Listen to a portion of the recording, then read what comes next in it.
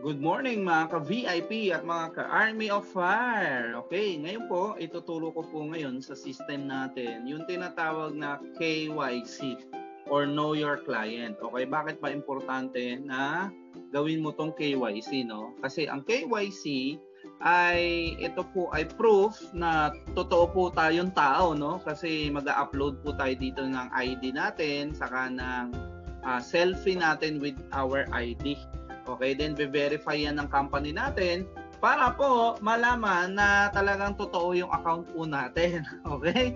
Kaya yan po ituturo ko sa inyo ngayon. Okay? And pag hindi ka nag-KYC, hindi ka po makaka-request ng payout. Okay? Ganyan po siya ka-importante. Alright, let's go. Ito yung dashboard natin. Punta kayo dito sa left side, sa menu. And i-click nyo po itong member management. Okay? Makikita nyo po sa member management. Okay? Banda sa baba, upload KYC. Okay? Pag sinabi member management, no, nandyan yung profile mo. Gusto mo mag-change ng login password. Ayan. Okay? Upload KYC. Click nyo po yan. Okay? Ngayon, guys, ito na. Ayan. Ngayon, ano ba yung mga ID na tinatanggap dito sa VIP? I-click mo lang to, then piliin mo lang dyan kung ano yung gusto mong ID na i-upload. Pwedeng passport, driver's license, SSS or UMID card, postal ID, voter's ID, PRC ID, senior citizen, OFW, teen, PhilHealth, school ID. Okay, kung estudyante ka pa, no, pwedeng school ID. Alright, ngayon meron akong isa-sample po sa inyo. Ang ilalagay natin ay voter's ID. Okay, tapos i-upload po natin yung ating picture. Ganito guys, dalawa po yung i-upload yung picture. Isang picture ng ID nyo at picture na nagsiselfie kayo sa ID nyo.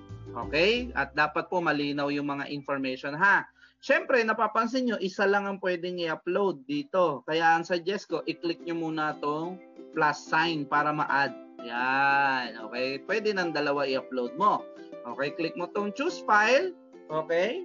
Punta ka dun sa ano mo. Ito, kunyari, yung ID muna, ang i-ano mo, i-upload mo. Upload nyo po yan. Plus, choose file ulit. Okay. I-upload mo naman yung selfie mo with your ID. Dapat malinaw ha. Yung picture mo saka yung ID. Okay. Pag na-upload na po yan, click nyo po itong upload button. Okay, pag-click nyo po yung upload button, hintayin natin, ayan, nakalagay, no, ID proof upload successfully. Okay, ito guys, no, makikita nyo dyan, no, voters ID, status niya pending, tapos ito yung document. Okay, ngayon, hihintayin lang natin yan na ma-approve. Pag approve na siya, anytime guys, pwede na po kayong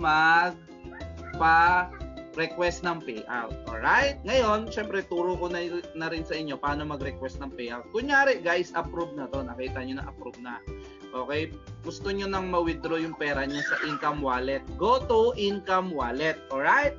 Pagka go sa income wallet, i-click nyo po yung request payout. Okay? Request payout.